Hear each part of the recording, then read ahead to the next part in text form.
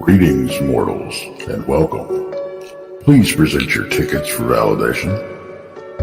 Thank you. Your existence has been acknowledged, and you have been granted access every Thursday and Friday. You will be accompanying your guides, Krista and Brandy, along with a world-renowned guest. They will be exploring an intriguing tendril of what humans refer to as reality each week, as they strive to advance you further down the path to the truths of your physical earth and what lies on the other side.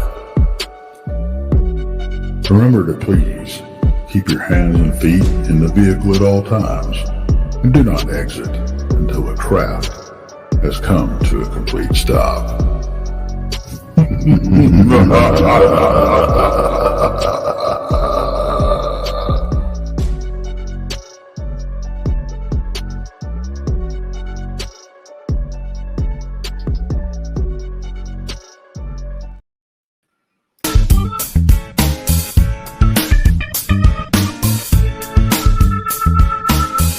What's up, all my funky? You tried so hard. You tried so hard on that. Let's turn it down. There you go. Let it right out. There you go. You gotta lower it down before you do that. Real quick,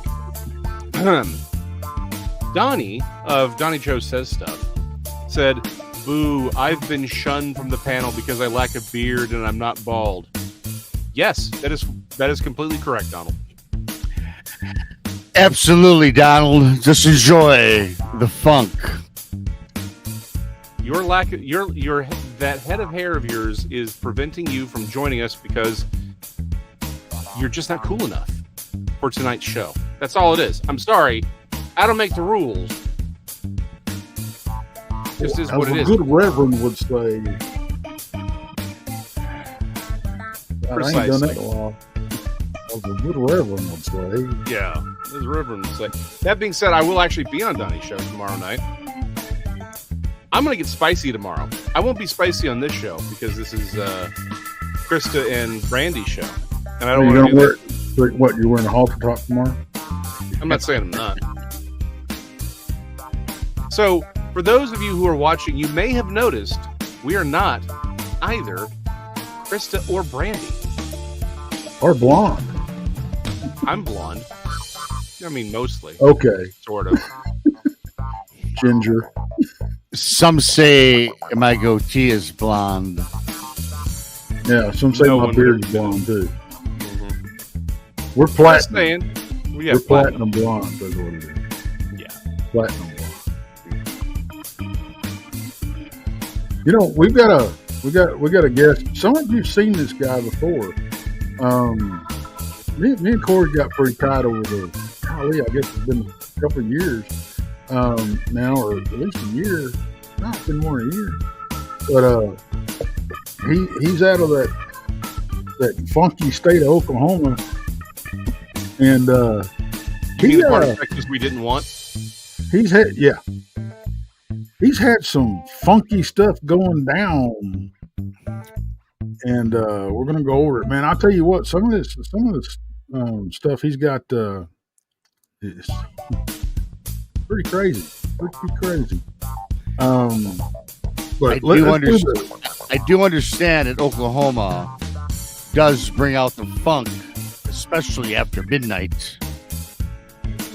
You know, I was thinking the other day, how many states do we have that end with Oklahoma, Hawaii, Nevada, Arizona, California, Virginia, Nueva York, Michigan. But yeah, Arkansas, we're gonna. Yeah. If you're native. Missouri. Yes. I'll be dead in the cold, cold earth before I recognize Missouri. Ohio.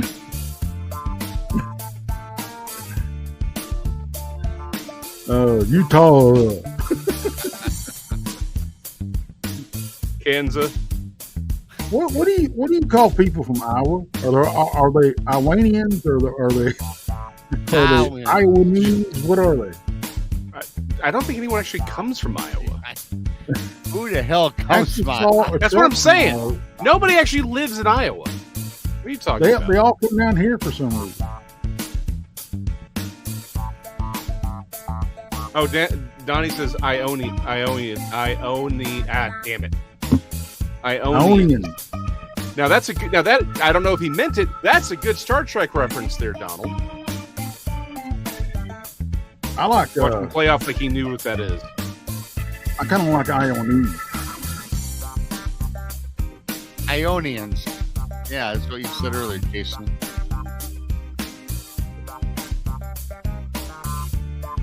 All right, so Louisiana. Real quick when we get out here, we forgot that one. Thank you, Mike Steller, man. He jumped in here and became a new member like an hour ago. So, well, thank you. Yeah. Cool. Hold on, real quick. Stupid computer. Hold on. First of all, Carmen, you know good and darn well. Yes, you do. You know good. For those who are listening, Carmen says, "What's wrong with Missouri?" Oh, you know. You know. However, I am specifically referencing a very, very old Simpsons episode. So we have new Porch swag available on the front porch. Texas front. Are you pimping your swag on the Blondes and Booze right now? Yes, I am.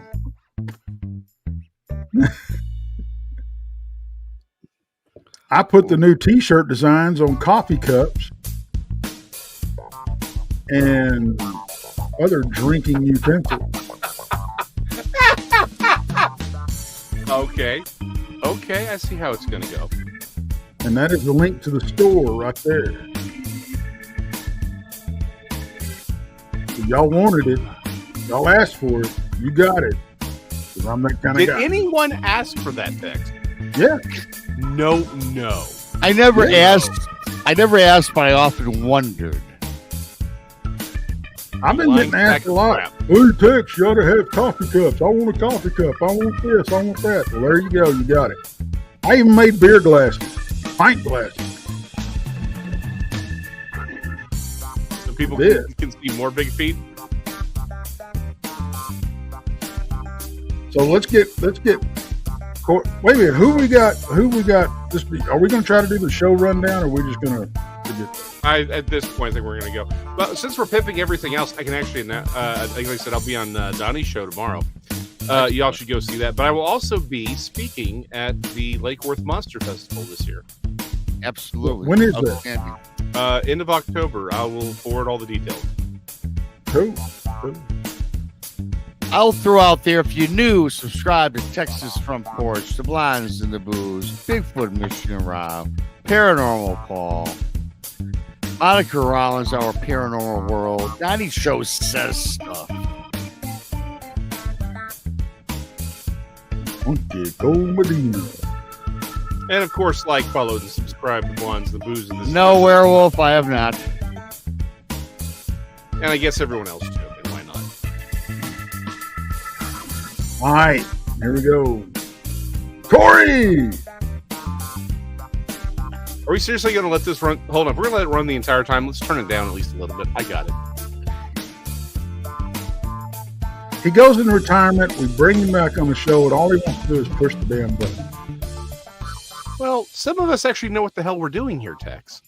You know, I was listening back to one of the early episodes where we were doing, back when we were on Odyssey Radio and everything. Oh, yeah. But I was listening to it on the podcast side.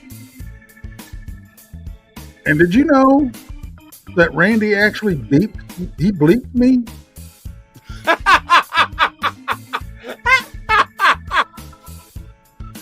That is hilarious. I got bleeped. Yeah. Or are you going to say anything? You're just going to sit there. I'm just listening to you guys. Yeah, really quickly though, before we get on with the show, I have to say that there are a lot of new people. You have to go to Jason McLean Questions Everything, the old archives. When it was me, Tex, and Jason. That, you guys, was a pretty darn fun show. We had a lot of fun during that show. I frankly miss it, but life does go on, Jason. It does. You'll be out of retirement probably in 19 months and 4 days, which is outstanding. Dated back from August 27th, you told me that, so I'm holding you to it. That's a really specific number. What the heck? I'm a numbers guy. Jason does not have a channel anymore. Yeah. It's Well, I in mean, the archives. They're technically up, but I'm not doing anything to them. Yeah, Right there's now. nothing So new probably- about it. I'm actually debating taking them down and just moving on with my life. Perhaps moving to Mexico, changing my name to Jorge.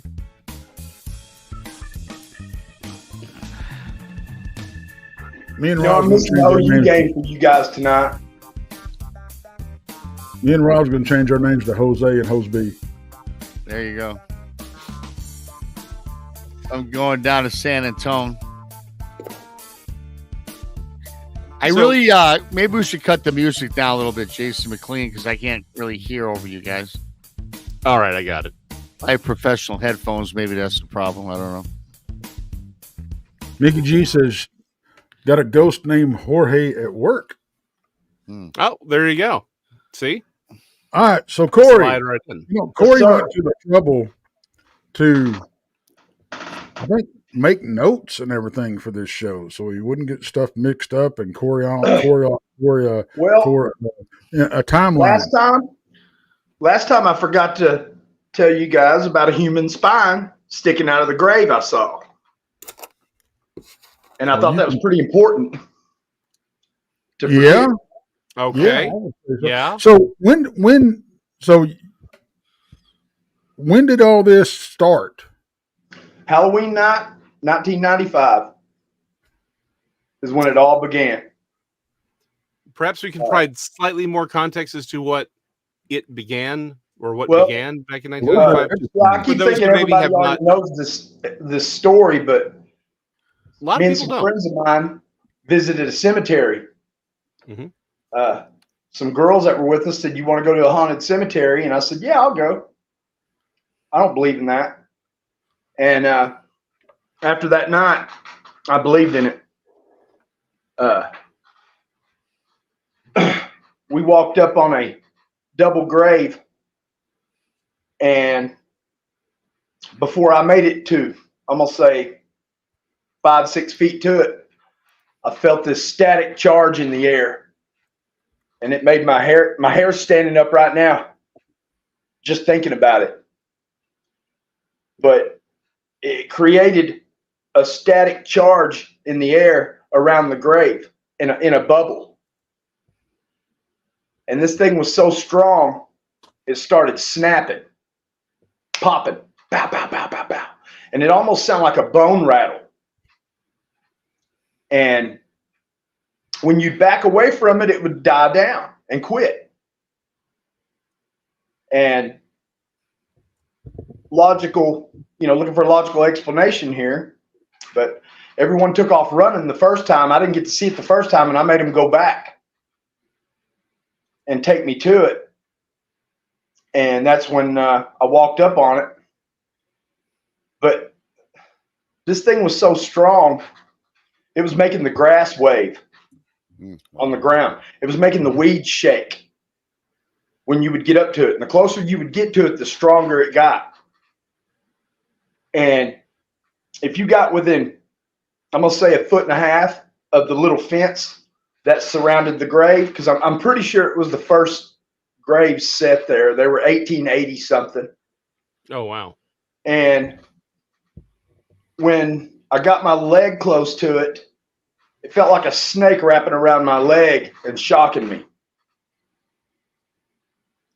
And it was so strong. That's as far as I wanted to get. It was shocking you, or did you feel the pressure wrapping and squeezing? Yes, like how you step on a snake and they'll wrap their leg around your body, or wrap their body around your leg. just natural reaction. Like if you stepped on one's head, it'll pop up and I don't know if y'all know this or not, but whenever you step on a snake, if you step on its head, it'll naturally wrap around your leg and get a hold of you. I don't know if y'all know this. I'm sure Tex does. But that's what it felt like a rope or a snake wrapping around your leg and shocking you. And there were a bunch of CRP program, like native grassland around there, and there had been a big fire, and there was a lot of smoke in the air that night. And it was a really crazy night because it made it difficult to see. And when you would look up at the moon looked really strange with all the smoke moving in the air. And I don't know if that's, that had a lot to do with charging up the activity in the air. But when you would get close to this thing, it would start snapping and popping.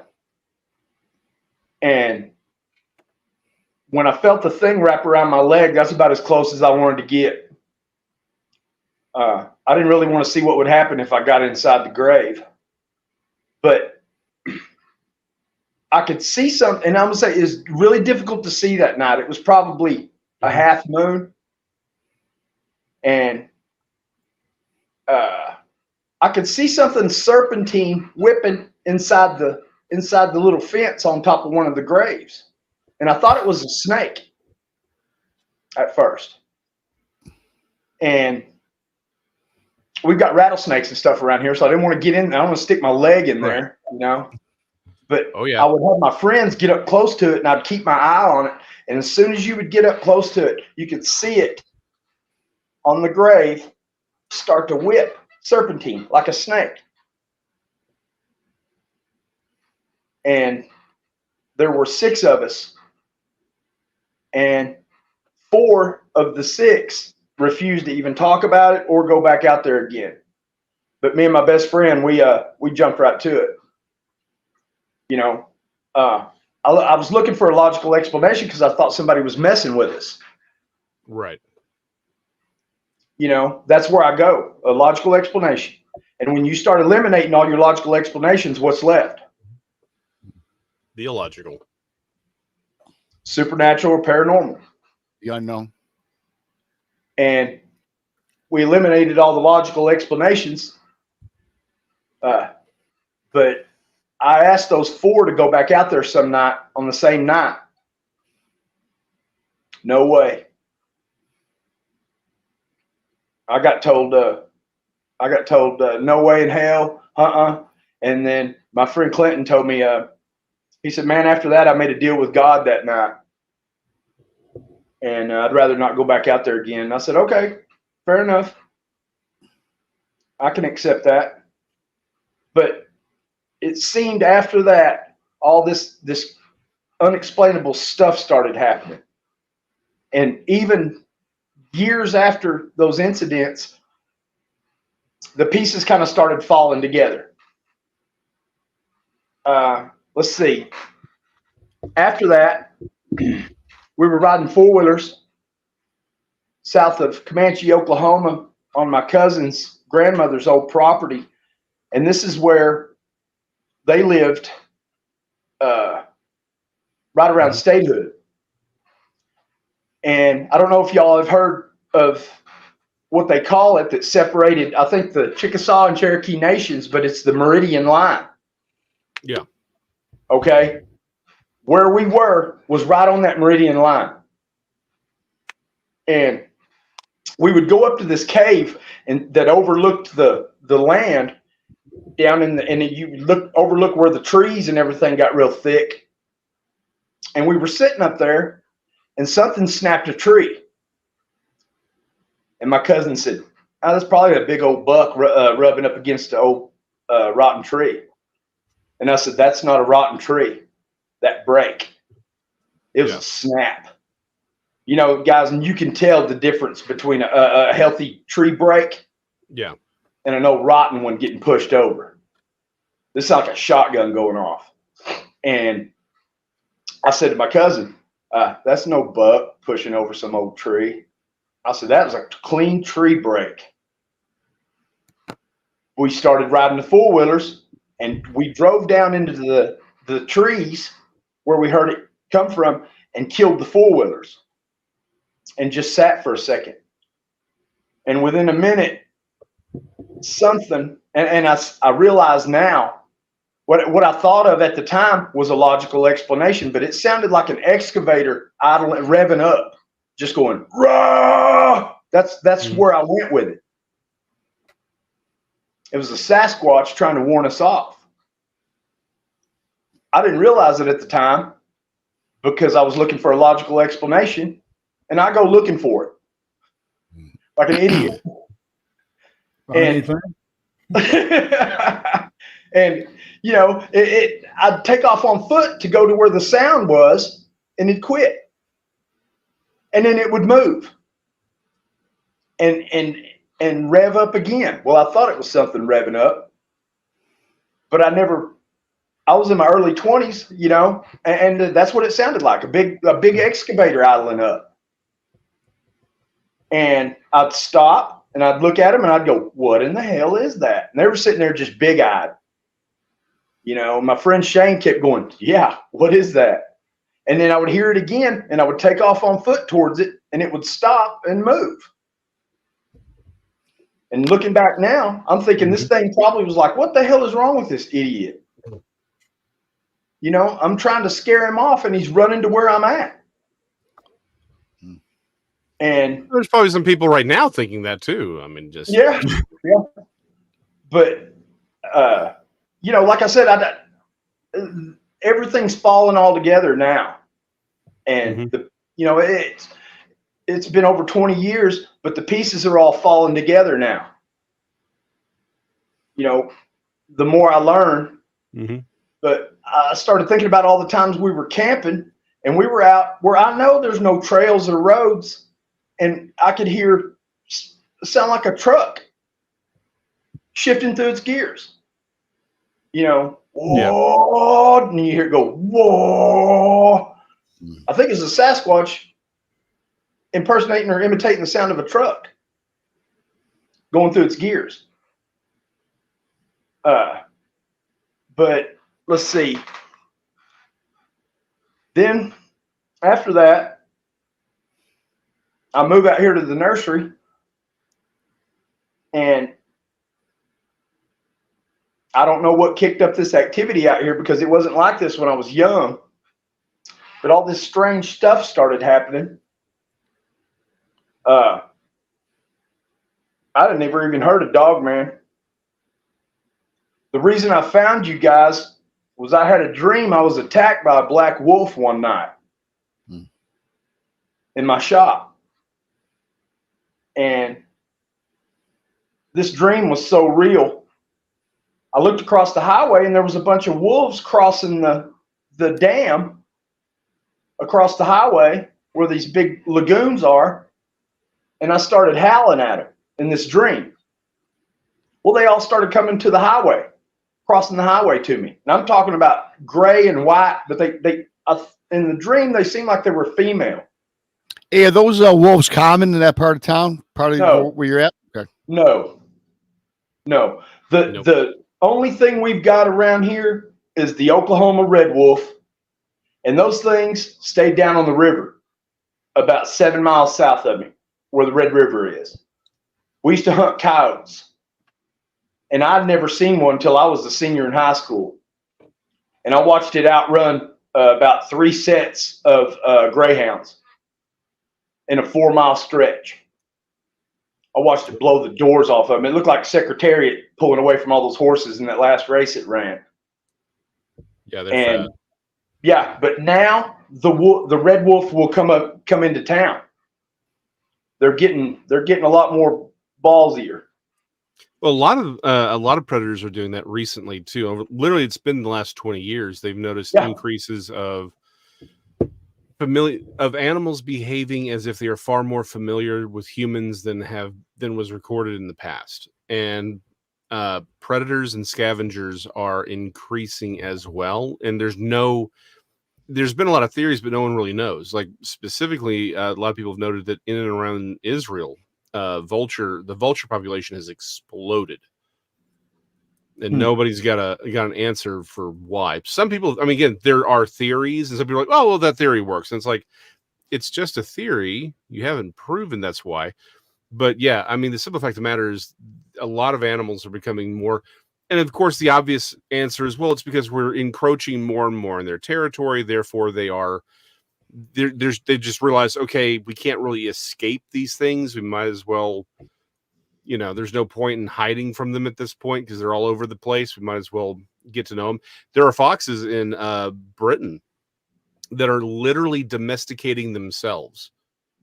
And they've been coming into humans, and they've learned they can feed off of humans, and the ones that are the friendliest to humans get fed. And so they're literally domesticating themselves. They've noticed that the foxes that are the most familiar with humans, are willing to go up and serve beg food off of them, look more like dogs than traditional foxes. So it's not crossbreeding. That's just sort of a natural thing. We've got foxes in town.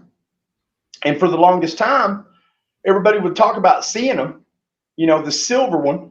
And what it was there's a meat processing plant right down the road from where I used to live. And they would go and get the bones. Yeah. And stuff. And I found their den. It was in town. It was right behind an old filling station on Main Street of Temple, where I live. And that someone had left an old camper shell laying back behind there. And I saw them moving around through the glass in the back of it one day. And I thought, what in the hell is that? And I walked over there and I looked. That's their den right there in town. Hiding right there. What was they say the best place to hide?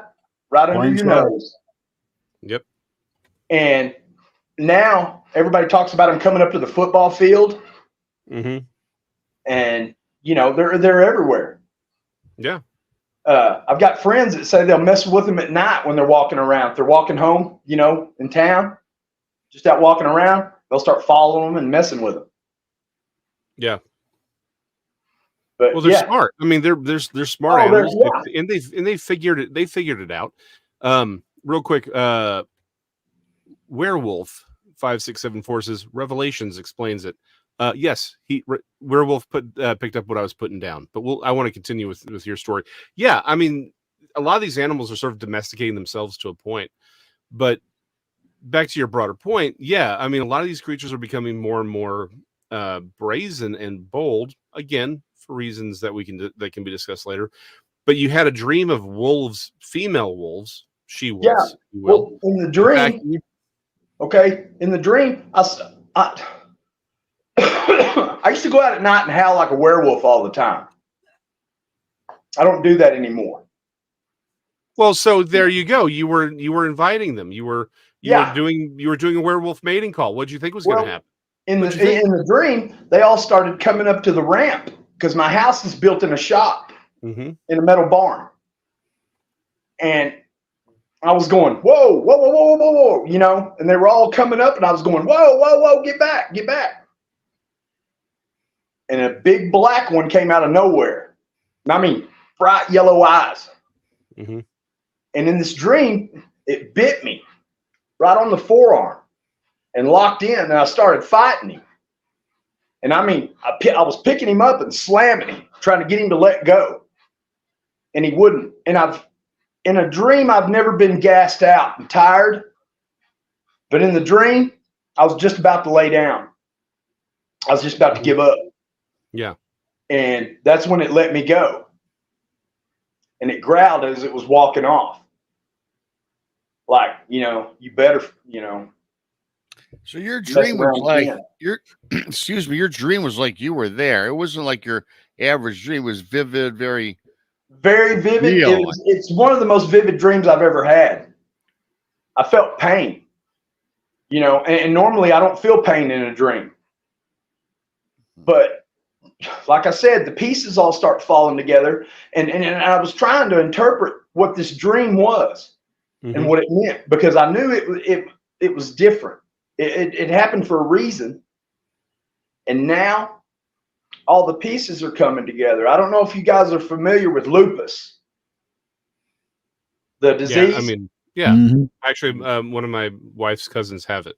Well, I think I have it too. It's I an found autoimmune out that my grandmother died from it. She's Native American. And my uncle has it. Mm-hmm. And I think I do now too. And I think that dream was telling me something. And I went crazy, searching dream interpretations, werewolves, all this stuff. And this is how I found Texas channel. Dogman. But I was going to say lupus because it's Tex should look into that. Well, it's lupus. Lupus canis is the Latin term. Yeah. Yep. And I remember hearing about it when my grandmother had died of it. Mm-hmm. And I never, like I said, I was young and I didn't put one and one together. And I got an uncle. I got a drunkle that I don't get along with very well. And we were at a party, like a birthday party or something one night. And he walked up and he told me, he said, you got it. I said, got what? He said, what mom had and what your Uncle Dan has. And I said, what are you talking about? And he said, lupus. And I said, man, get the hell away from me. And sure as shit, he was right. He said, I can see it on you.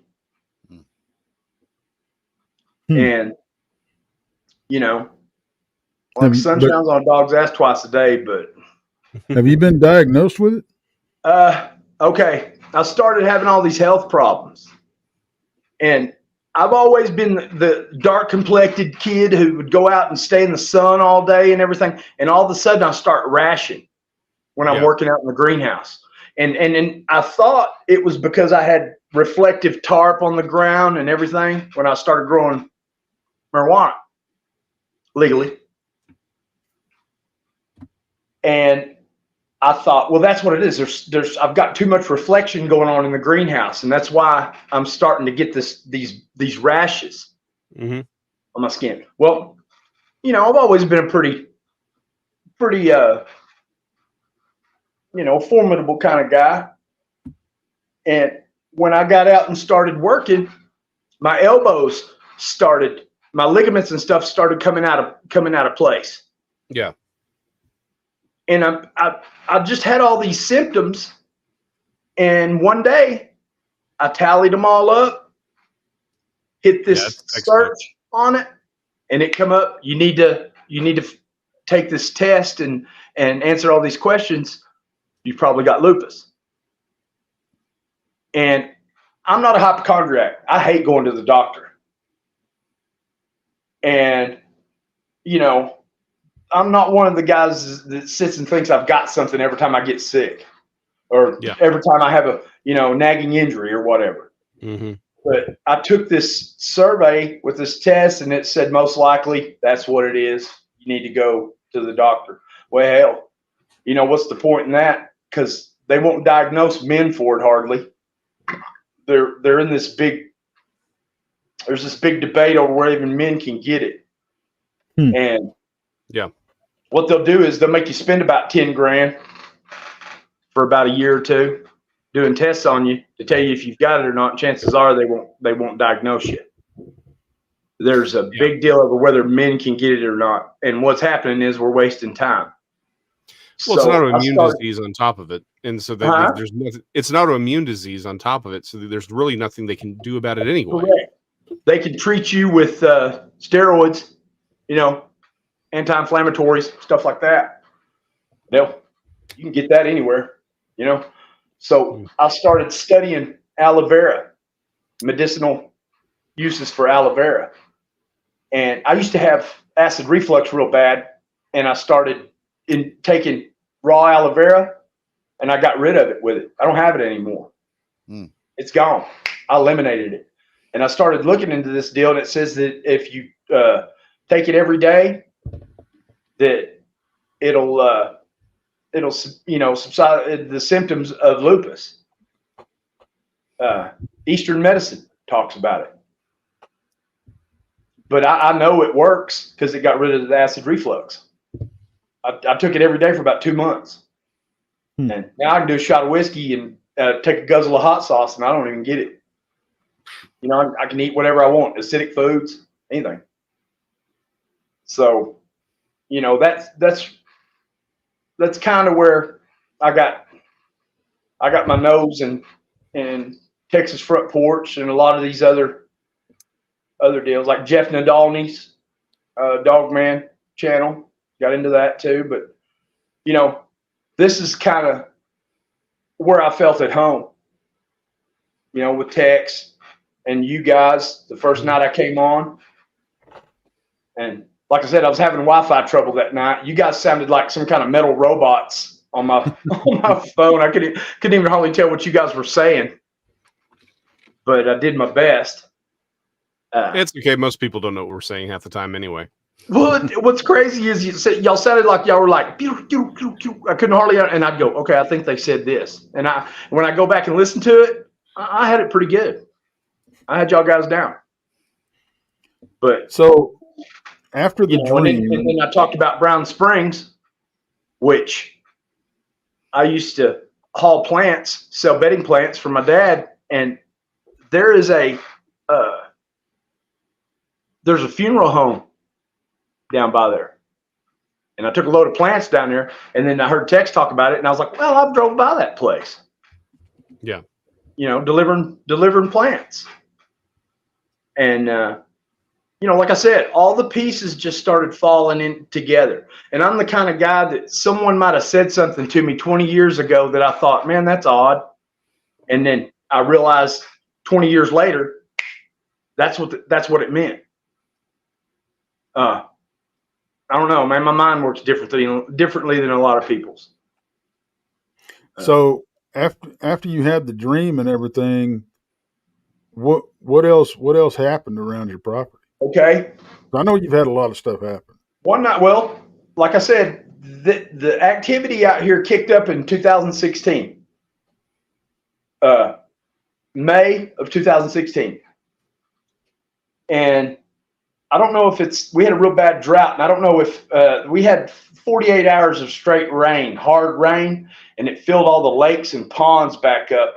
Warrika Lake, which sits east of me, was down to like 9%, and it filled it up in 48 hours. Oh, wow. But something happened after that heavy rainstorm. I don't know what. It's got to be part of it, you know. But I've also heard that's when CERN was firing up a lot. But I've been out here all my life, man. I was raised out here. We worked out here late at night loading trucks. And I thought, well, maybe I didn't notice. But my best friend, he worked out here for us back then, Jeremy. And I said, hey, man, was this stuff going on? And do you remember it? And he goes, no, it was not going on then. But the next thing, let's see here. I walked outside one night, and I used to raise show pigs, so I know what they sound like when they're rooting in the ground, you know, oinking. Yeah. And we've got wild pigs here, and I heard this just, and I thought, I looked over at the salvage yard, and they've got a big dumpster. And this is a big dumpster, but it's got lids on it, and I'm gonna say the bottom of the lids are right at the 4-foot line high. Mm-hmm. And they're shut. Usually. Well, all I had was my phone. So I turned the flashlight on and I start walking towards the fence, and I don't see any pigs. And I get right up to the fence and I see the dumpster, and it's moving. It's shaking as I'm hearing this. And I thought, the pigs can't get up in there, you know. And for some reason, I turned my flashlight off of my phone and just backed away from it. I don't know why. Something told me to. I think it was a dog man in the trash in that big dumpster. Because there wasn't any sign. You know how pigs make a mess? Yeah. Nothing like that the next day. But at the time, you know, I hadn't put one and one together yet. And then I'm out there working in the greenhouse late at night because it's really hot. And I've got lights out there and I'm getting the house ready. And I'm out there and I'm bringing gravel in and I'm getting the ground like I want before I start moving the tarp in, the reflective tarp to put on the ground. And I'm out there working and I hear something, and it's June bugs will pop against the plastic and bounce up against them when you got a light going inside, you know. Well, I thought that's what it was at first. And then I started looking and I had the side plastic cut off of the greenhouse and I start seeing what it is. Something's throwing pebbles up on top of the greenhouse. It's a hoop shaped house. Yeah. And like a Quonset type shape. And I see these little pebbles falling over the side. And I thought it was my best friend. I thought it was Jeremy messing with me. I thought he pulled up and I didn't hear him and he's, you know, horsing around. Well, I walk out there and no one's out there. So I go back inside and I start raking the ground and I start hearing these little kids laughing. And this is at 1 in the morning, 2 in the morning. And I start hearing car doors opening and shutting and the wind's not blowing. No wind whatsoever, just a dead quiet night. And I start hearing car doors opening and closing out in the salvage yard and little kids laughing. And I just turned around and walked back inside and started raking again. I just ignored it. And about a minute or two later, something came in and poked me on my leg. Poked me right on the calf, like a little kid would, you know. And I jumped and I turned and I was like, what the hell? And, you know, I hear these little kids laughing again. And I'm like, so I turned all the lights off and went and came back inside. And about a month later, me and Jeremy, my friend, we're sitting in here we're sitting in my room and I'm hearing this muffled. And I had a raccoon. Tex knows this. I took a picture of her sitting up in the rafters watching me one day. I had this raccoon living up on my loft up top. So I kind of just let her live up there. And you'd hear her moving around up there every now and then. But this wasn't that sound. It was different. It wasn't something hitting the roof and moving around. This was a muffled sound like this. It was going. You'd hear it. And I was like, man, that's weird. That don't sound like that raccoon. So I'm sitting there. Me and my friend Jeremy are sitting in my bedroom. I'm watching a Steelers game, and I hear that. And he goes, did you see that? And I said, see what? And he goes, nothing. And leaned back down and started. He's always drawing. He's an artist. And he said nothing. And when the game went to commercial, I raised up and looked at him, and that's when I saw it.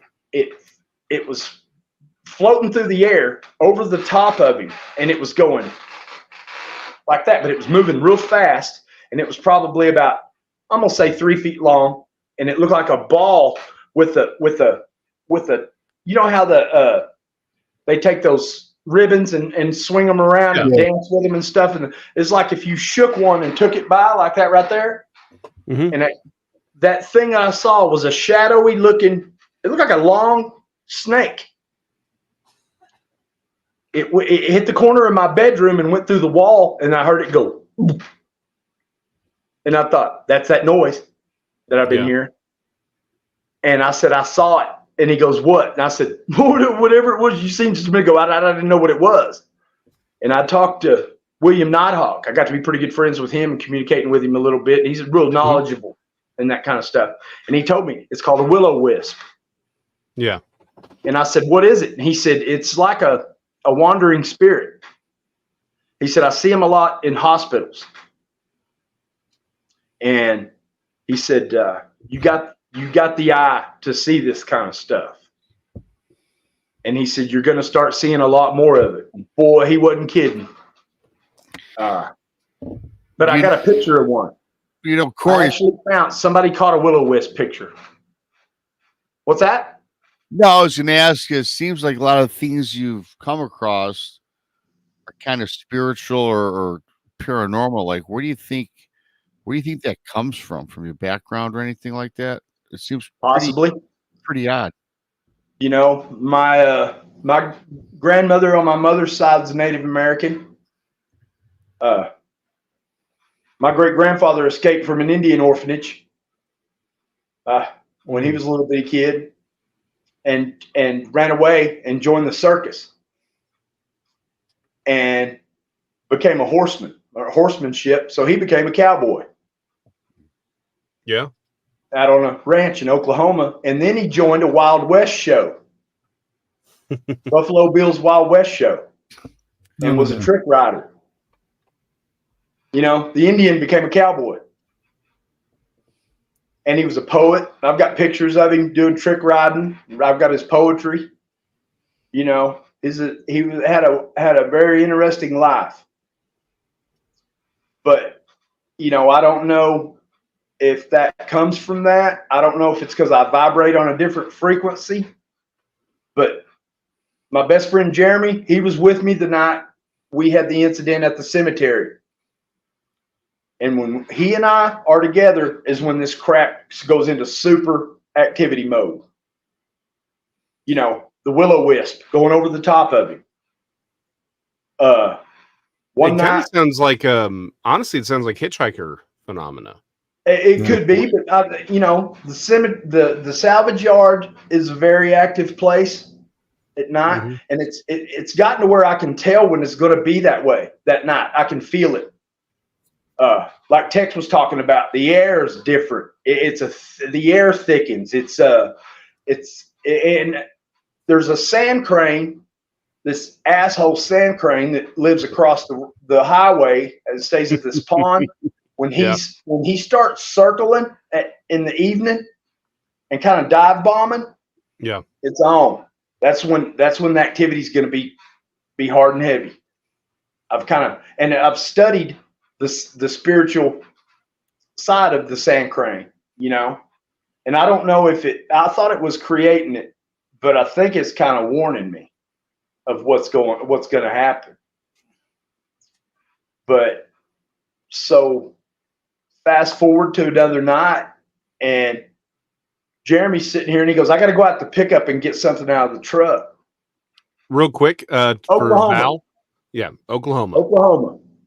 Right at the bottom of Oklahoma, close to the Red River that separates Oklahoma and that dirty old state, Texas.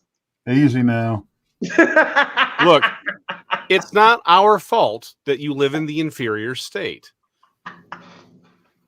You can tell these Okies, they have this resentment that we got rid of them because it's just a terrible, terrible piece of land. Right. Nobody wanted it. That's why. Yep. That's why we got rid of it. But, well, my friend Jeremy, he goes out to the truck, and something hit my front door. And when he comes back in, he always bangs it open. And I didn't even raise up to look to see if he was coming in. I just, you know how when you hear something hit your front door 20 times a week, you assume it's him coming in. You don't knock, you know. Yeah. Hey, your friends do. Just bust in, you know. Mm-hmm. Well, nobody came through the door. And I got up and I walked to the door and I opened it and I looked out through the shop doors, and he's digging out through his pickup looking for something with a flashlight in his mouth, you know, using it for a light. And I said, "Did you throw something at my door?" He took the flashlight out of his mouth. And he said, "What?" I said, "Never mind." And he come walking back into the shop, and all of a sudden we see these lights moving around inside the shop. And he goes, "What'd you say?" And about that time he looked over and he goes, "What the hell is that?" And I said, "Man, I don't know. Something hit my front door." And he said, "Get your phone." So we go outside and we start snapping pictures, just taking turns. We did it with our flashes off, And we're just sitting there taking all kinds of random pictures, and we probably took 50 or 60 pictures apiece. And then we turned our flashes on our phone, and then we took turns taking pictures, but we made sure the other one didn't interfere with the other one's phone during a picture. So we'd take turns, when we had the flash on. We come back inside, we sit down, and for about 20 minutes, we sit and we're just eliminating pictures that aren't any good. When I got done, I kept 4. And I said, how many you got? And he said, 4. And he said, let's see what you got. We kept the same pictures. We both caught the same thing on our phones. One of them was questionable, so we deleted it. We kind of eliminated it. But 3 good, solid pictures and you could not see this with your naked eye. Only the phones caught it, of an orb at the ground with the first picture. The second one, it's going out the gate. And the third one, it's flying through the air, leaving. I think I sent them to you on the first night I did the show. And, it's stuff like that. Let's see. I didn't tell him about the kids and getting touched on the leg. And he comes in one night and says, hey, man, do you ever hear little kids laughing out here? And I said, yeah, I got touched on the leg by one night. And he goes, well, man, why didn't you tell me about that? And I said, I just kind of wanted to see if it happened to you too. I kind of have to wonder about the whole salvage yard being, active and stuff. Mm-hmm. Because, there's a lot of wrecked cars out there. Correct. Damn good and well, there were some kids that, that died and stuff. And Yes. I just wonder if that's what that is. I've wondered the same thing. And then I've wondered if it's something trying to disguise itself as a little kid. That's possible too.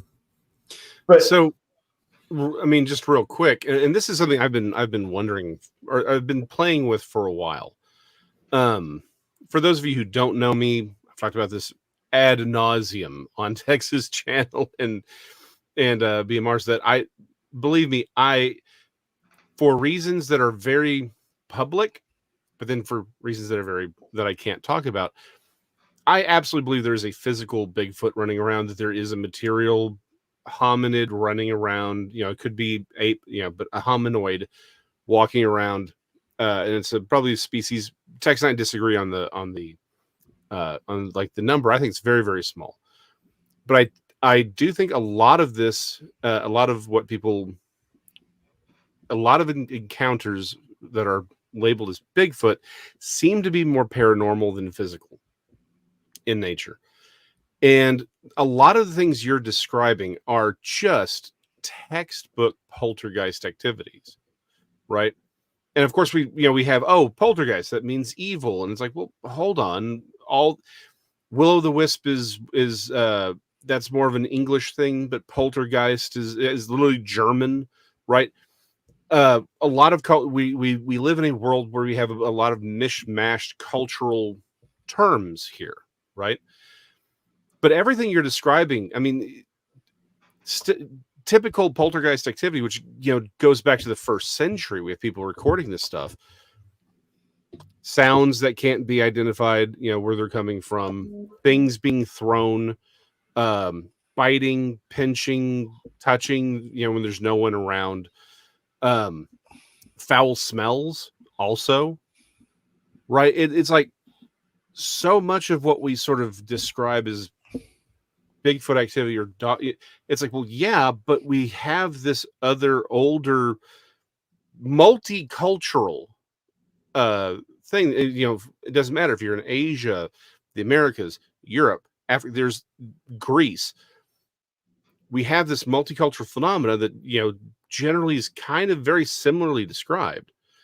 And so much of Bigfoot lore is 1-to-1 with Fae lore, right? Mm-hmm. Fae, elves, technically they're different, but also the same. The point is they're all describing a lot of the same phenomena. Is it possible that a lot of, again, maybe not everything, but that it does feel like there's a paranormal or supernatural through line? And I'm wondering if that's, again, like you said, everything sort of started at that cemetery, right? Is it possible what the commonality here, you and Jeremy, your friend, have or sort of witnessing firsthand sort of a longer and prolonged hitchhiker phenomena? And the fact that when you two are together, the reason it's amped up is because you're both there, right? It's not Correct. necessarily having to separate between the two of you. Yeah. You know, and we tend to run around together, you know, and just stick together and basically don't, you know, hang out with anybody else. But we both have the same interests in First Nations history. Mhm. And Jeremy is the best artifact hunter I've ever seen. Boy, ain't no lie. Hey, I got to bow out. I got work tonight, but I'm going to leave you in good hands, and y'all are going to continue the show. Y'all have a good one. Cory, it's good Good night, seeing you you. Spanish peacock. We'll see you later, man. All right. Well, now that Tex is gone, we can actually talk about him. So That was a Cory. Highlander reference. Yeah. Oh, I know. Yeah, no, that's one of my favorite movies. Me too. Okay, hold on. I apologize to the text. Have you seen the extended European cut for the original Highlander, and have you seen the Renegade cut for Highlander 2? No, I have not. Okay. If you have not seen the European version or the extended director's cut version of the first Highlander, you haven't seen Highlander. That's one of the first things I'm going to do when I get off here tonight is look at that. Yeah. Okay. So like the Renegade version of Highlander 2 only makes it slightly better, not by much, but ever so slightly. The first Highlander, if you haven't seen that cut, you haven't seen the film. It's very different in a lot of ways. All right. I gotta ask you. Yeah. Highlander. Yes. What is it? You've never seen Highlander? No. Oh, Rob. What? I thought it was a British love story. No. Well, No. It's Highlander is just the term for what this particular immortal where he came from. Scottish Highlands. Was Sean Connery? Yes, Sean Connery was one of the immortals that taught him Okay. how to fight. And the thing is, the only way you can die is when your head comes off your body. So they were swordsmen. You know. Bristol points out that Rob is thinking of Outlander. Perhaps. But yes, so Rob, when your new job, your homework here, Okay. you have to watch at least the original Highlander with Christopher Lambert, Okay. and then you can watch. I think you even have it on Tubi for free. You can watch the Highlander television series. Okay. The first couple of seasons are fine. The last season got a little weird. I'll study swordplay too. Mhm. Well, I'll definitely check it out. It sounds interesting. Yes. No, it's again, the first one is brilliant. First, it gets real sketchy from there, unfortunately. Like the third one's pretty okay. Second one, they should have never made another one. it should have just been the one movie. And now again, Yes. I like the series. The series I thought was good. Last I love season's Clancy weird. Brown. Mhm. You know, and he tells a lot of inside stories about the movie, the making of the movie, the sword training, and all that stuff. And he says only 2 people have ever killed Sean Connery on film, and he's one of them. Yeah, I saw But that. they say he was the best. Clancy Brown was the best swordsman out of all of them. When that movie guy that was top sword, he's best sword fighter trainer. I can't remember his name, but he said Clancy was the best one. I wouldn't be surprised. He's a very physical actor, and he's very Yes, he is. good. And he's one Love of that those guy. people who cares. Oh yeah, he's great. He's also he's a big science fiction nerd, which is why he did. I have very mixed feelings about Starship Troopers the movie, but the reason he did that movie was because he's a fan of Heinlein.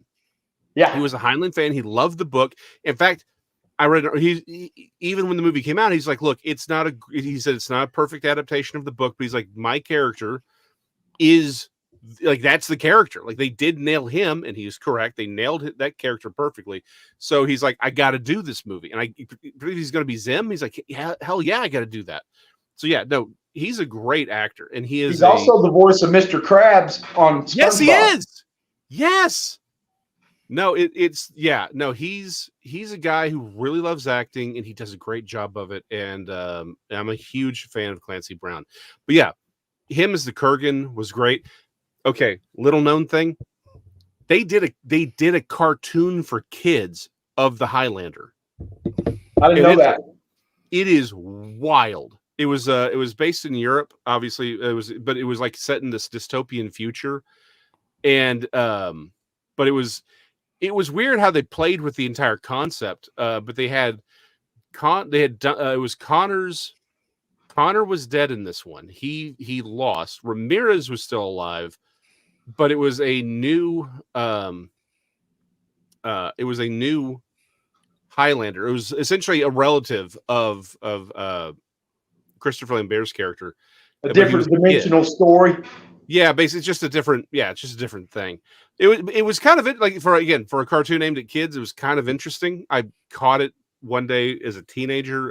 It was on back when you had syndicated television and unaligned, in television channels that weren't owned exclusively by big mega corporations, so you'd have weird stuff like that show up. It was actually pretty interesting the way they did it. It felt like Mobius may have had a play with some of the designs, but we're getting way off track. Everyone's like, "Why we are, aren't we?" It's like, why are we talking about Highlander? And well, Highland? It's all my fault because I once again have not seen anything that any of you people have ever watched. Yeah, my apologies. You need to watch Highlander. Watch the original movie, and again, go watch the extended or the European cut. I think they call it just the extended director's cut. What you need to do, Rob, is get a sword first, and get your own sword. Yeah, okay. And start training a little bit, and watch the movie, and you'll get really into it. You know what? Right. Gary Spike Sr. got me a big staff.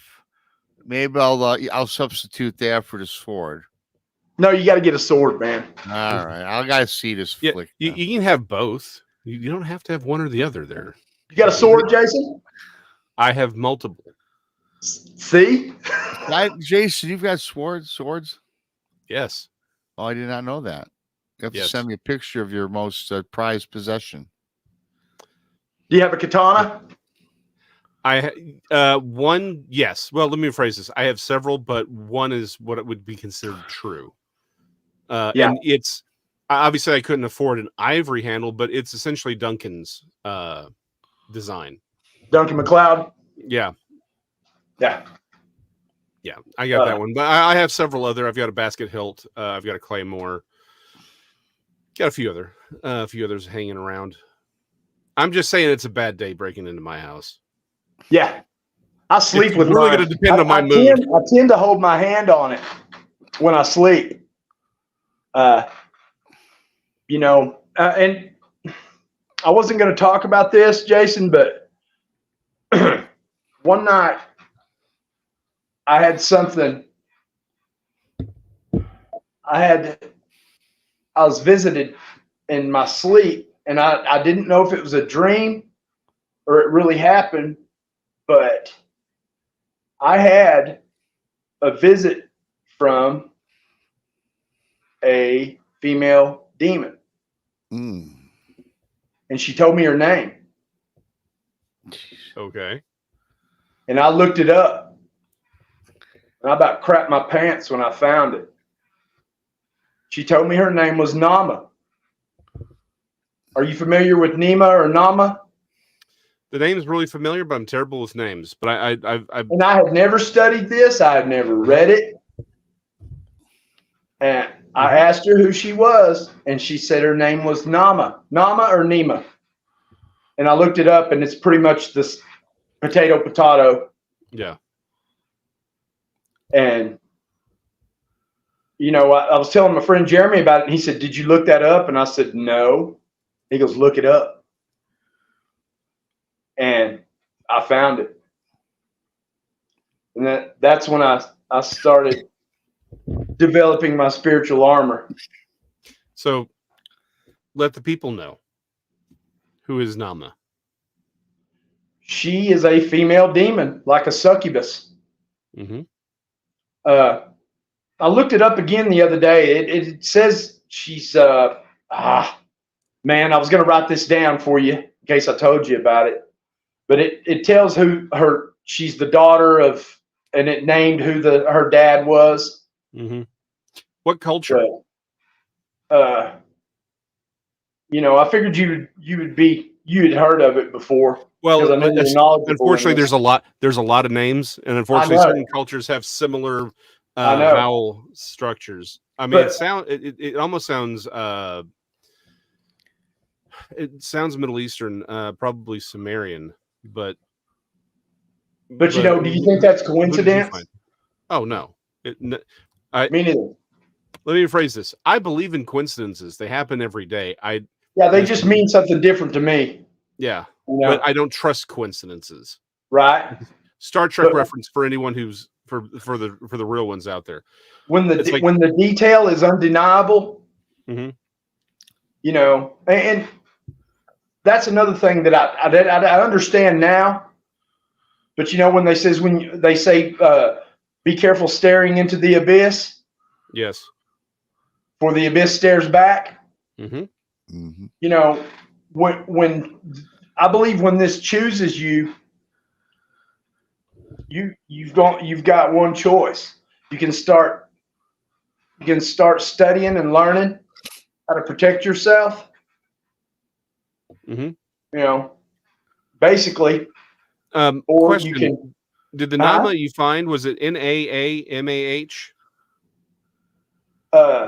Was that how it was spelled when you found it? Yeah. Yes.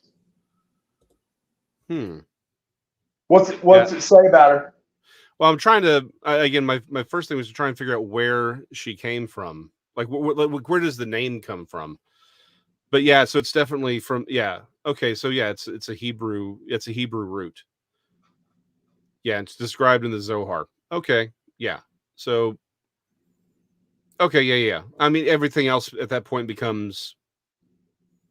Again, it's lore, right? Mysticism, folklore.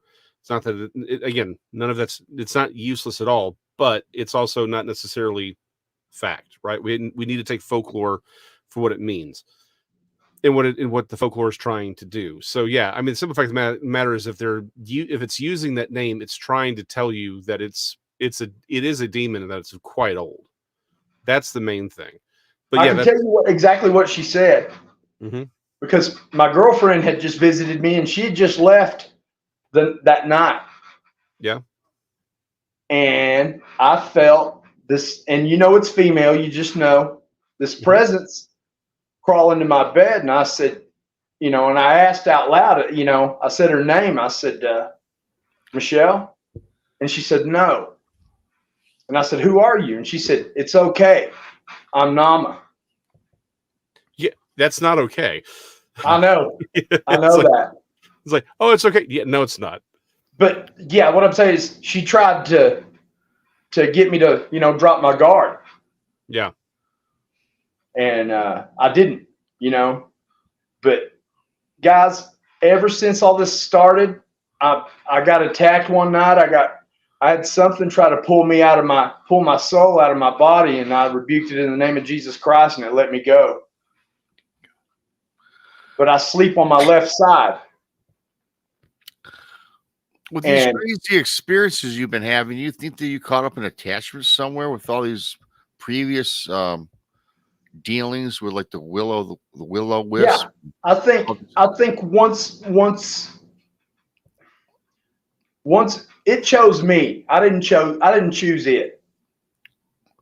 I believe that I had no choice. This is how I feel now.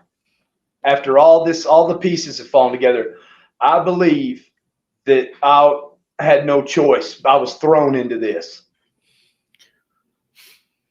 So I would suggest we all have choices. Again, not that you had a choice to go into it, but I do think you may have a choice to get out of it. I don't think you can do that. I think once you get its attention, you have to learn how to protect yourself. Yeah, no, you need to learn to protect yourself, and that is, but that's the whole point. Is that there are steps that can be taken. We can talk later, off air. But in fact, you may be a perfect experiment for something I want to do. But it's the universe works off of authority, and one of the reasons that the demonic revels in the occult and why it goes so far to to inspire the occult is because we as humans have to give a lot of entities access to reality, to our physical reality. Not all of them. Some of them have, again, I forget he took it from, I can't remember if it was Keel or someone else, but Joshua Cutchin wrote a book called and by the way, guys, if you're listening, if you aren't familiar with Joshua Cutchin's work, you need to be. He's one of the most important researchers working right now from an academic perspective. He just is. But he wrote a book called The Ecology of Souls, and I really like that idea of the supernatural is an ecosystem, right? How do you spell his last name? Cutchin, I think. Okay. I'm terrible at spelling. Got it. But it's Ecology of Souls. And the entire concept here is that we are dealing with an ecosystem of the supernatural, right? We tend, and I've talked about this a lot. We have a very limited, and I would say very superficial understanding of the supernatural in the modern Western world, because even the church, which is supposed to know about this stuff, rejected a lot of that over 100 years ago to make atheists happy, right? Hmm. And so we have a very superficial understanding of the supernatural. And, it's an entire ecosystem. Not everything that's supernatural is either an angel or a demon. And the problem is even those terms don't mean what we think they mean half the time. So what you're saying is they're not just black and white. Not necessarily. Well, I'm not necessarily saying that. What I'm saying is we treat those words of angel and demon as if they're species, and they're not. Right? It's like if I say fish, right? But imagine I'm calling a whale or a dolphin a fish. I'm not. I'm using one term to say, just things that swim in the water. But it's like that's not what they are. Those are mammals. Correct. They're not fish. And so that's the whole point. We're using these terms as if they are species, and we try to lump everything into this one definition. It's like, no. You're dealing with different species of things. There are things that were created on that side. There are things that were killed, the Nephilim, they died. They are now on that side. And those are two very, very different things. And those things that were created to be on that side, they're different species as well. They are all spirits, so they're on that side, and that's fine. And if you want to use angel and demon as to denote, are they on the side of God or are they in opposition to God? That's fine too. But that doesn't mean that you've defined them for what they are, right? Correct. Or you can't categorize all of them as one thing. Yep, is what you're saying. Yeah, they're different species. It would be the best way to say it. It's like in the same way that there are dolphins and whales and fish and urchins and correct. Just because it swims in the water doesn't mean it's a fish. Right. Beavers are not fish. Funny story. Apparently during the medieval ages, you could eat a beaver on Lent because it was considered a fish. Wow. There you go. Right. It's one of those things. So that's the whole point, is that the supernatural world is an ecosystem of differing things. And while they are, and some are just doing their job, others, again, gray is the wrong term. I think the problem is we imagine the word, like it is black and white. The problem is doing what job and what agenda do they have, right? Just because something's not on God's side doesn't mean it wants to make you evil or kill you. It may just be like, hey, I got a job to do, and as long as I do my job, I'm allowed to retain my space in the universe, and I don't get put into hell early. So I'm going to do the job, but I'm also going to have my own little agenda that's that's me centric, right? That's it centric. Others are going to be just objectively evil, and they're like, I want to destroy human lives because that's what I want to do. Just Others like are going to be human like, nature. right, in the Correct? same way that we have that humans have a whole spectrum of, I'm a good, I want to do good things. I want to, even if I'm not perfect. This is a concept so many people have either rejected or have a hard time wrestling. Angels aren't perfect, meaning they don't screw up. Like, that's a concept that we were like, well, hold on, but they're angels, they have to be perfect. No, they're sinless. That doesn't mean that they do everything perfectly. They can make mistakes, just like we can. They can make errors of judgment. We actually see that. The point is, they're on one side, the others are on the other side. And just because you're in opposition to God doesn't mean you want to destroy everything. It just may mean what you're doing is not what God wants you to, what God assigned it to do, but it's going to do enough of its job that it doesn't get sent to hell. That's it. So it's going to have its own agenda. So they're going to behave very differently depending on what they are and what they're trying to do. Right. So it's the whole point here is there is a bigger ecosystem out there. And the broader the data gets, the more overlap that we see for a lot of these things. We try to pin them down by what we see and the problem is these things may not have a native form, right? They're probably but they may have to reveal something of what they are in a way that we can understand. I will not, obviously no names here, but an individual came to me, was telling me about this particular shape of a demon that he had encountered. And again, no background information, but essentially it was like in the shape of a bed. Like it had arms and legs, but it's like the torso was like it was like, he said it was like a rectangle. I'm like, well, what did it feel like? It felt like a bed. Mattress. Like a the mattress. shape of a mattress. Correct. And I'm like, okay. And I asked some questions, and basically it's like, yeah, essentially it was a demon that was there to create sexual problems.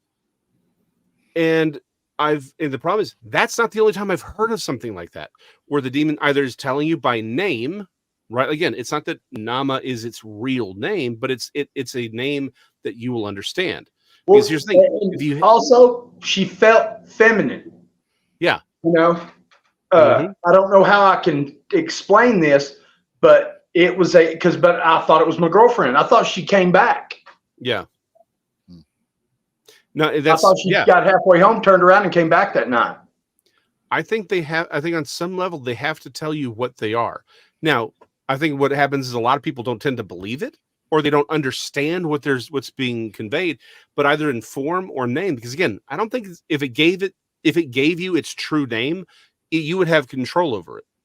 Like that's pretty standard, right? So they're not going to tell you their real name necessarily, but they may give you a name that's revealing what they are, or they take a form that reveals what they are and what their intentions are. So it's, like you said, it's a big, broad world out there, and I think a lot more of this is supernatural in a way that the modern, I don't consider myself a true Fortean because I do think science can answer some of these questions, not all of them, but some of them.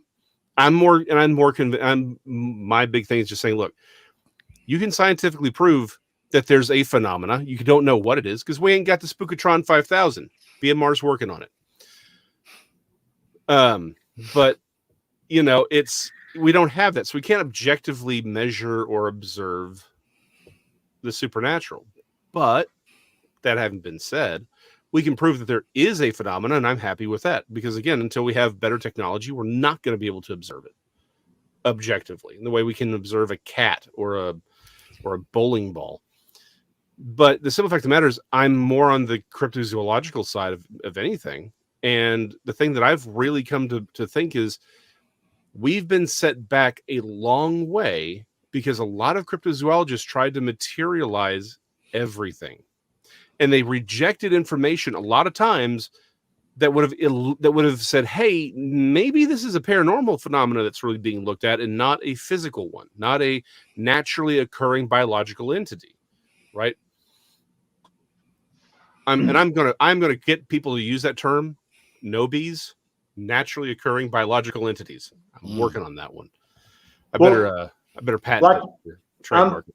I'm pretty knowledgeable in First Nations history and spiritual, knowledge and things. And I don't know if y'all are familiar with this, but the Comanche, where I live, this was their home. Yeah. And I believe it will be theirs again someday. But the Comanche, in their own language, call themselves the Numina. M-U-N-U, Numina. And that means the people. Okay? Now, individually, they're called the Numma. And they have a story about the little people. And they're called the Nunapi. The little people. In their language, instead of Numma, it's Nuna. P. Yeah. The little people. It's kind of backwards, kind of like Spanish sometimes. Right, yeah. The word we use first comes second in their language. But the Nunapi are the little people. And they've talked about them. They're in First Nations history. Almost every nation talks about the little people. In the Comanche language, it's the Nunapi. Well, I wondered if that's what I was dealing with these little kids. And Rob, that thing you saw that night on that boat? Yeah. I've had people who live on the Red River, and they're really coveted about what they speak about. So you got to get to know them before they'll tell you things that they've seen.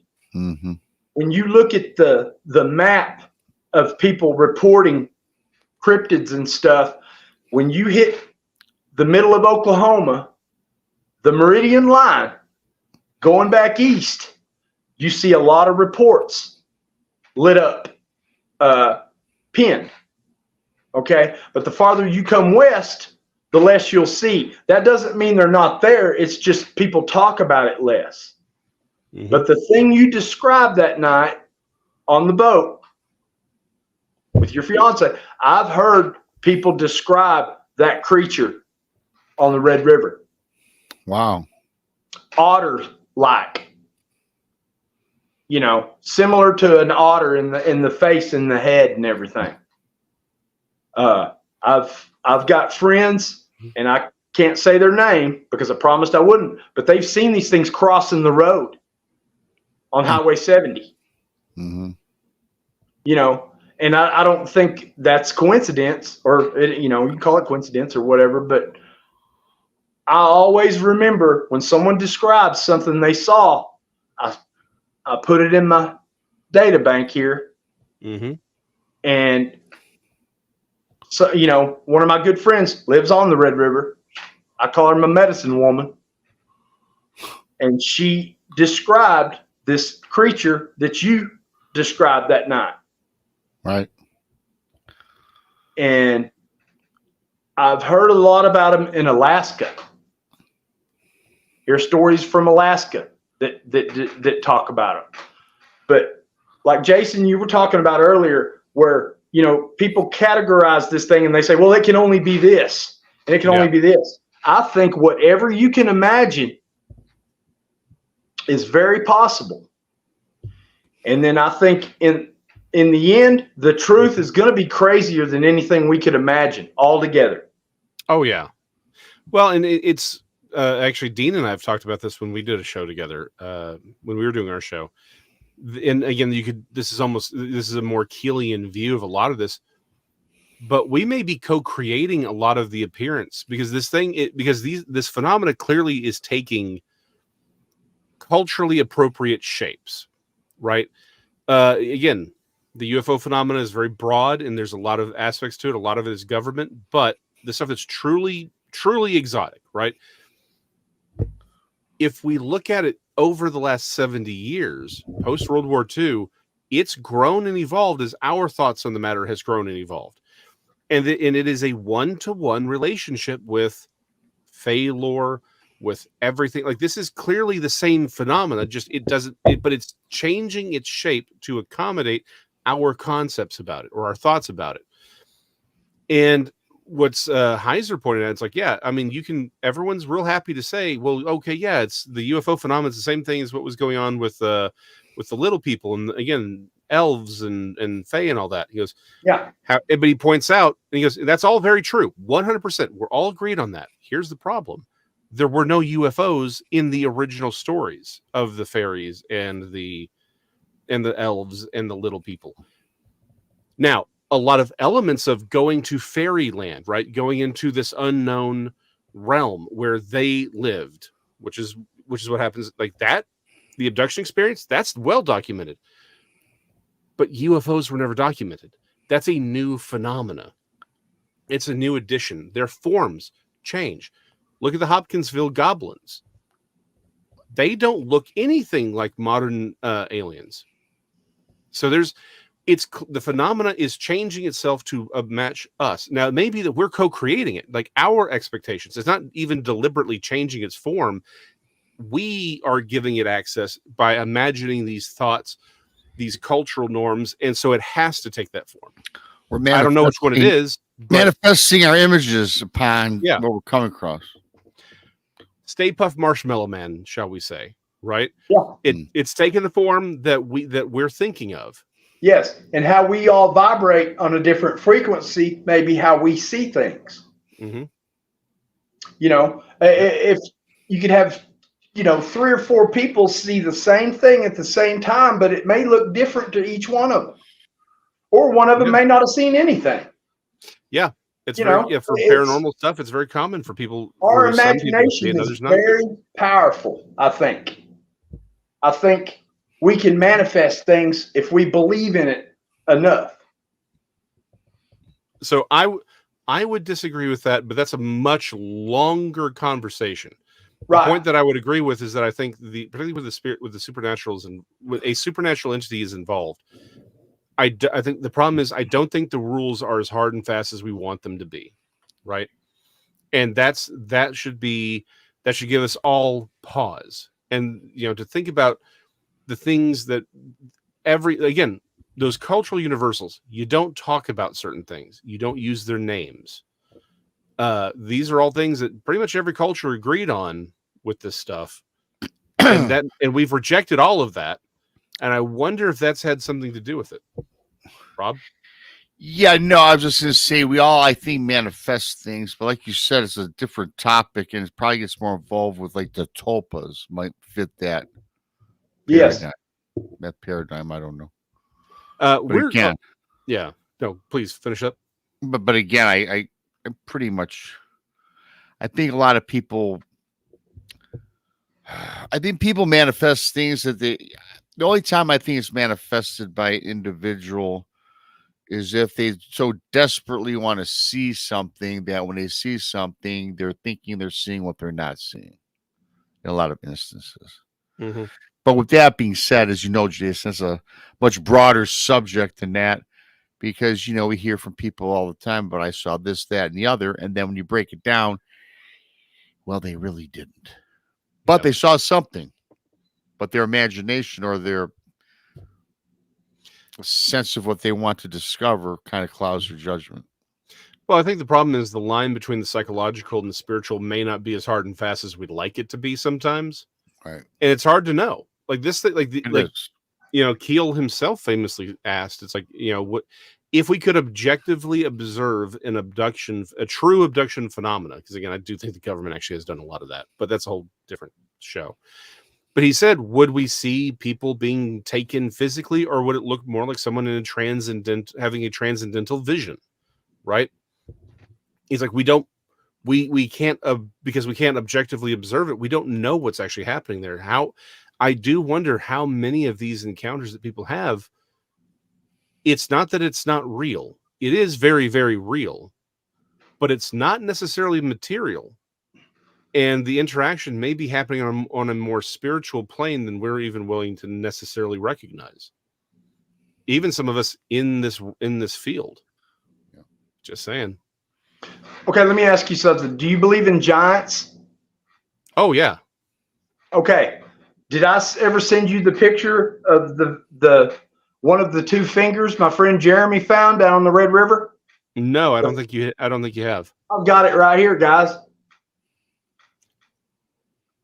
This is a fossilized, what I believe is a fossilized giant finger. You can see the fingernail on it. Right here. Mm-hmm. You can see scars. Let's see. See the scar? Right here? Mm-hmm. I took an up-close picture of it and hit the lens feature on my phone that identifies anything similar to it. Mm-hmm. And it came up animal leather. There's blood on this thing, guys. You can see where the knuckle fit into the back of the finger. There's actual blood marks on this thing. There's human teeth marks in it. Wow. I can send you. I've got both your phone numbers. I'll send you up close pictures of this thing. Yeah, I'd like to see that up close. Oh, it's insane. And he found two of them, and I've got one of them. You know, one of these days I'll have to. Now. Yeah, one of these days I'll have to observe it in real life, so we can get a. I would love to hand this thing to you guys someday. Well, I'm certain we can definitely set that up. Now we're half an hour into the show, but before we go, I do have a couple of chats that people have thrown up there that I believe are worth talking about.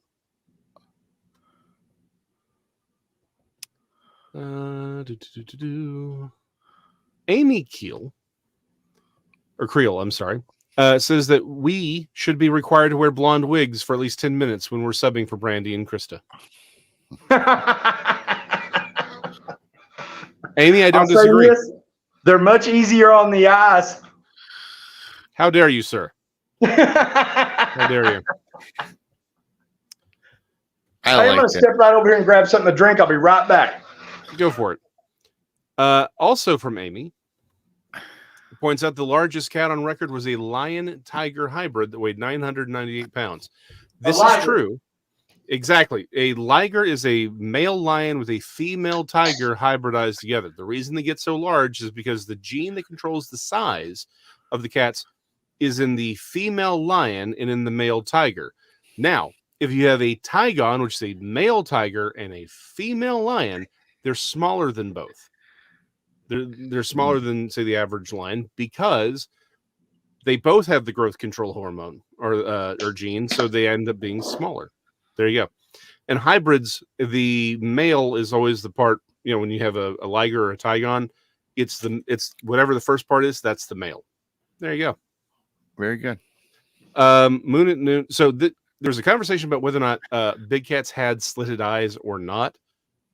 I've not looked into that, so something to look into. However, I do know the difference between a big cat and a true, or like the big cats and the little cats is the ability to purr or to roar.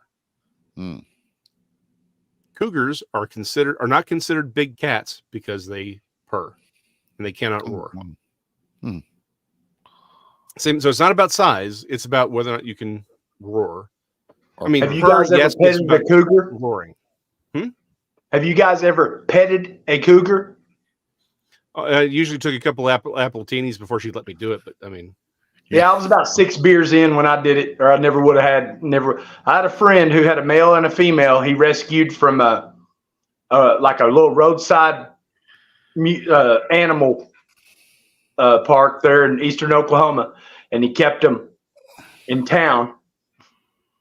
He built a cage for them, took real good care of them. The female, you could pet her. The male, no. But he built this structure inside an old seed and feed building in the back where they used to keep the cotton seed and all the stuff and the feed. And he said, "Yeah, you can pet her." And I said, I ain't petting that son of a bitch. And he said, no, she's gentle. Just, don't get rough with her. Yeah. And he had built this thing. He did a really good job. And he had built this thing to where in case he ever did get attacked or whatever in there with them, that they couldn't get out. And he would let the female out, and he had an anchor drove in the floor of this back part of the feed store, and he put her on a chain, and he had a collar for her, and he had a little kiddie pool in there in the corner, and he'd chain her and let her play in the pool. And okay.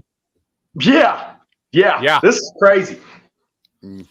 And he had a line painted on the floor of where they could reach you from the outside of the cage.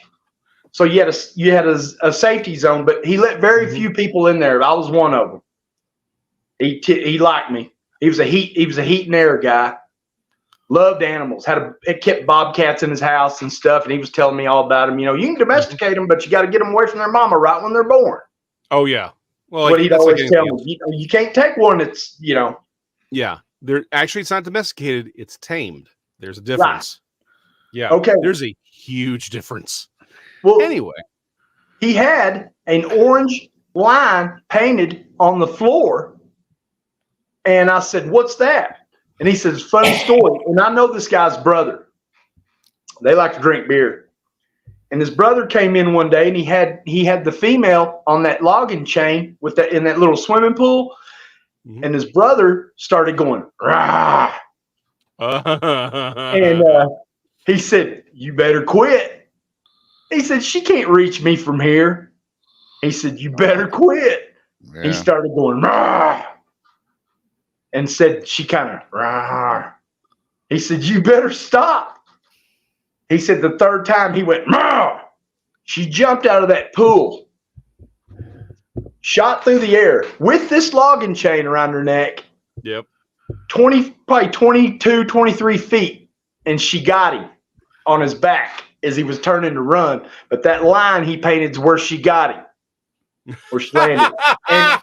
and she just pounced on him, and kind of, she's like a dog. When you pet her, you know how a dog will start to bite on you, but they'll back off.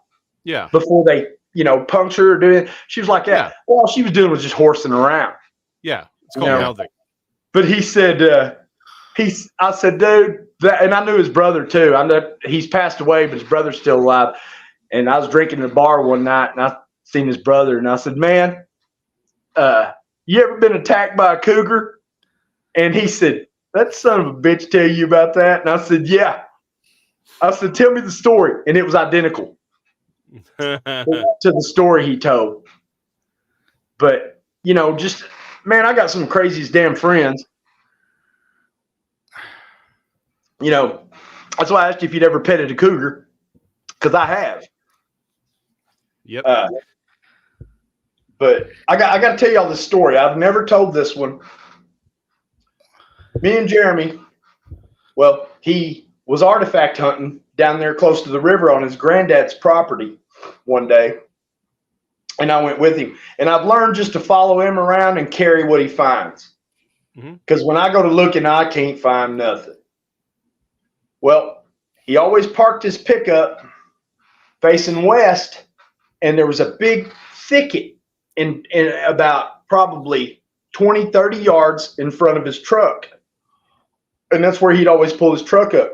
Well, we would walk south, and we would go through this dry creek bed on the other side of it. That's where he'd find a lot of things. Or a lot of things would find him. But anyway, it was hot. I didn't take any bottled water with me. And I remember him seeing a pack of bottled water in the back seat of his truck. And I said, "Hey, man, I'm thirsty. I'm going to head back to the truck, get something to drink." He said, "I'll be right there. I'm about ready to go." Well, I go get back in the truck, and I'm sitting there, and I'm looking at this thicket. And there were two limbs crossing each other. And it kind of made a triangle. Yeah. Where they crossed. Okay. And for some reason, I looked through the thicket, and there was a hole pushed through the thicket, like something had went through there and opened it up where you could see all the way through it, like a tunnel. And I'm looking in this hole pushed through this plum thicket, and you know how plum thickets are thick. You can't even see all the way through. You them. can't see through. But Yeah. I could see this hole pushed all the way through, and I started looking, and it looked like a cow's face. It had a brindle, like cross marks, but you could see eyes, you could see the snout, and I thought, the hell is that? And I started looking, and all of a sudden it went and moved out of the way and disappeared. I saw it shift to the side, and I looked, and there was another one behind it watching me. There were two of them. And you could tell it was sitting right behind that first one. And when that first one took off to the side, the other one was right there watching me. Wow. And what it was, I put one and one together. The reason it stepped to the side, because it heard Jeremy coming to the pickup. That's when it shifted to the side to go check him out. And he gets back to the truck, and I'm get out of the pickup, and I'm taking pictures, and I lost these pictures, guys, but you can see it clear as day in the old picture I had watching me through that hole. Well, he gets to the pickup, and this is kind of the way we do each other. Me and Tex was talking about this too. He said, "What are we doing?" And I said, "You see that hole pushed through that thicket?" And he said, "Yeah." I said, "Go up there and look in that and see what that is." And he always carries a pistol. Holster under his arm. He started to walk up there, and I was watching him. I should have videoed this, but he gets up there and he starts looking, and I see him kind of squat down, and he gets up close to it, and all of a sudden he stood straight up, just straightened up, pulled his pistol, pointed it at the hole, and backed all the way to the truck. Never looked back. Backed all the way to the pickup and got in the truck, and I said, "What'd you see?" He said, "Nothing." And we get back to the house, and I said, "Man, what in the hell did you pull that pistol for?" And he said, "Something growled at me." Man. The next day, he went down there and we found a track, and he took a picture of it. We lost it. We're hell on phones. But it was 3 claws in the mud and about a 6-inch gap. And you could see where like a heel came down on the back side of it. And guys, you know, I know damn well what I saw. What does that? What sits there and watches you, and there's another one behind it? When it moves, there's another one watching you. Cows don't do that. Foxes, I've never heard of foxes doing that. And this thing had a big head shaped like a cow's head. I'm almost positive it's dog man. Well, it's definitely craziness, to say the least. That's an intelligence that most animals don't have. You know, okay, you sit behind me. All right. And if I have to move for any reason, you can still watch these guys, you know? But I've got, guys, I'll send you the picture tonight. I've got a picture that he took of a gremlin that jumped out of a tree one night and sat right there in front of him. A winged gremlin. Okay.